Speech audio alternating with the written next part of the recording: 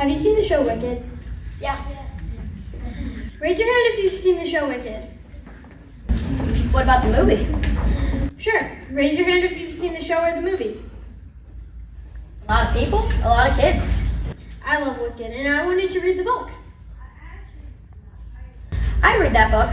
My parents said no. Oh, why?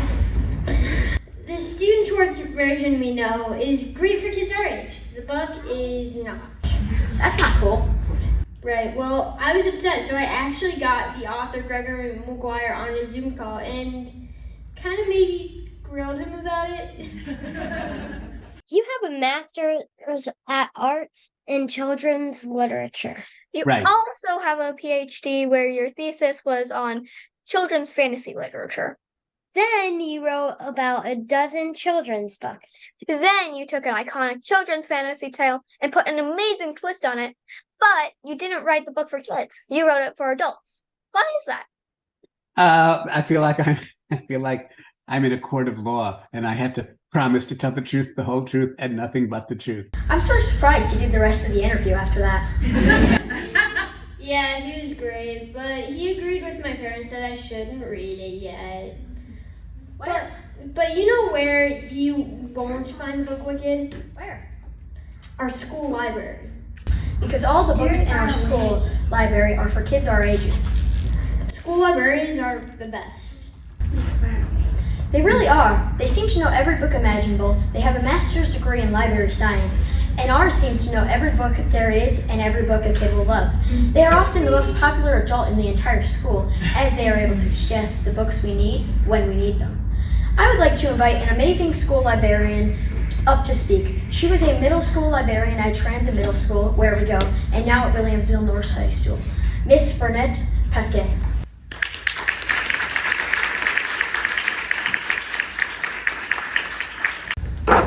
Thank you very much, everyone. And thank you to all the young people here.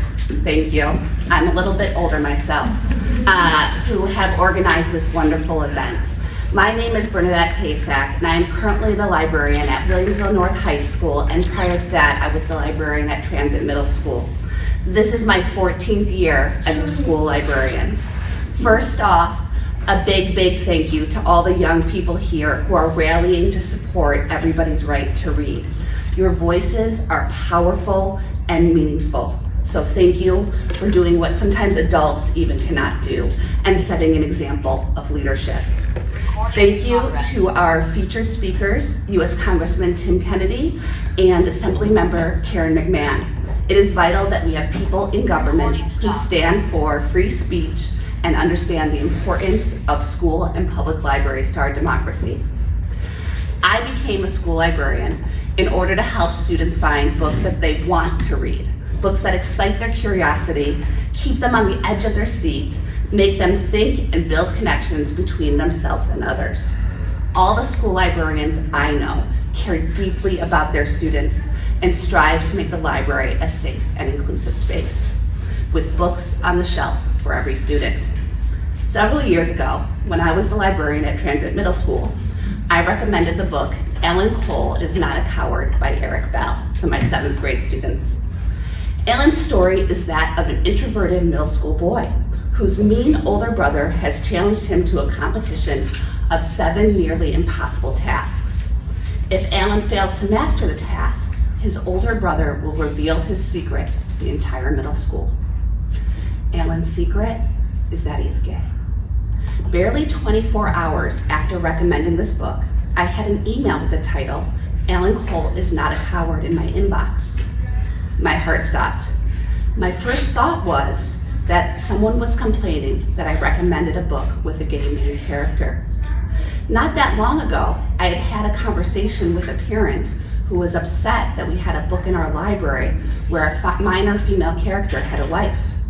This parent felt that any LGBTQ characters were age inappropriate for a middle school audience. I opened up the Alan Cole email with dread, only to find a lovely message from a student who adored the book and shared how they connected to the character Alan. This student bonded with Alan as a member of the LGBTQ community and as a middle schooler who was bravely trying to figure out their space in the world. I am so happy that I was able to connect this student with this book. But school librarians all over the country are being hindered in their ability to connect books to students. And some of the groups that are most active in challenging books in school libraries will tell you that they are not book banners, that they only want to remove age-inappropriate books from school libraries. However, when we look at the American Library Association's list of most banned and challenged books, that list is almost always exclusively composed of books written for teens and young people. Books that feature LGBTQ+ characters, books that feature characters that are neurodivergent, or books that feature people of color, especially books that discuss the challenges faced by Black and Indigenous people of color in American history and at our present. Books like Chains by Laurie Halse Anderson, a book that our author panel will talk about later, which shows readers events of the American Revolution from the perspective of a young enslaved girl. A book that demonstrates the horrors of slavery at an age-appropriate way and connects young readers to a challenging time in American history. School librarians select books based on the collection development policy of their school district, a policy that takes into account the age of students they are working with, based on their expertise and training in the field.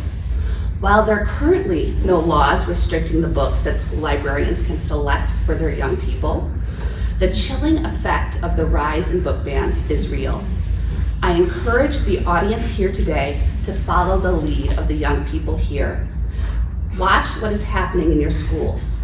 Watch the public expression at school board meetings. Speak out against book bans in your communities, and vote in ways that will support our schools and our public libraries. Let's support these young people and follow the leadership that they are showing us today by making sure we do our part to keep getting good books into the hands of all of our kids. Thank you.